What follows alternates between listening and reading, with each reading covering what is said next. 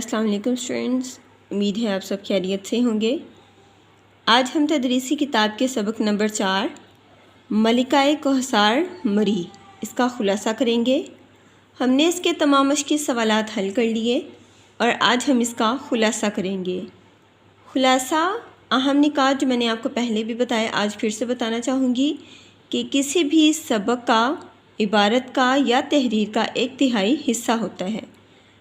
خلاصہ ہم پیراگراف کی صورت میں لکھتے ہیں اور خلاصہ لکھتے وقت ہم آسان اور سادہ الفاظ کا استعمال کرتے ہیں۔ اب آگے ہے خلاصہ۔ مری پنجاب کا تاریخی مقام ہے۔ یہ ضلع راولپنڈی میں شامل ہے۔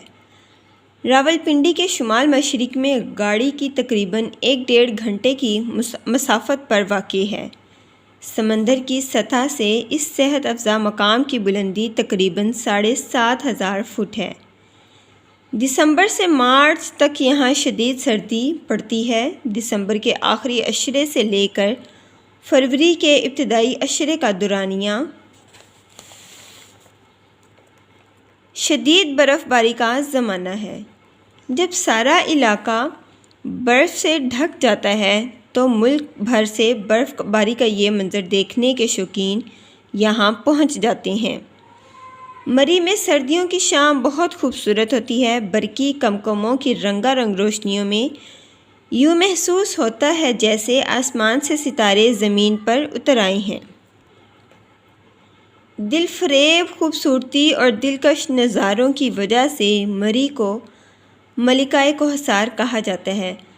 خوبصورت اور دلکش نظاروں کی وجہ سے مری کو ملکہ کوثر یعنی پہاڑی سلسلوں کی ملکہ یا پہاڑوں کی ملکہ کہا جاتا ہے۔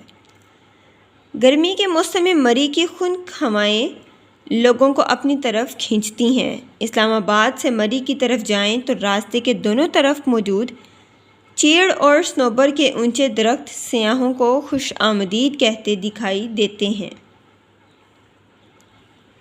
1857 کی جنگ آزادی میں برصغیر پاک و ہند کے باقی لوگوں کی طرح مری کے لوگوں نے بھی اپنا کردار ادا کیا اور انگریزوں کو اپنی زمین سے نکالنے کے لیے گوریلا جنگ شروع کی۔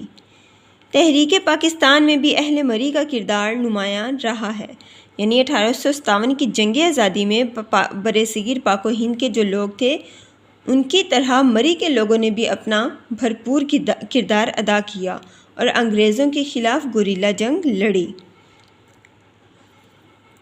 اسی طرح تحریک پاکستان میں بھی اہل مری کا کردار بہت نمایاں رہا ہے۔ پاکستان کے جن شہروں کو قائد اعظم کے قدم چومنے کا شرف حاصل ہے ان میں مری بھی شامل ہے، یعنی قائد اعظم نے مری کا بھی دورہ کیا ہوا ہے۔ مری ایک مرکزی سڑک کے ارد گرد آباد ہے جسے مال روڈ کہتے ہیں۔ مری کے مال روڈ کی ایک تاریخی اور تہذیبی حیثیت ہے۔ مری کے بازار میں ہر قسم کی چیزیں دستیاب ہیں جہاں سے سیاح اپنی ضرورت کی چیزیں اور تحائف خریدتے ہیں۔ مری کے گرد و نواح میں نیو مری، گھڑیال کیمپ اور بوربن بھی دیکھنے سے تعلق رکھتے ہیں۔ نیو مری میں چیئر لفٹ اور کیبل کار سیاحوں کی دلچسپی کا محور ہیں۔ مری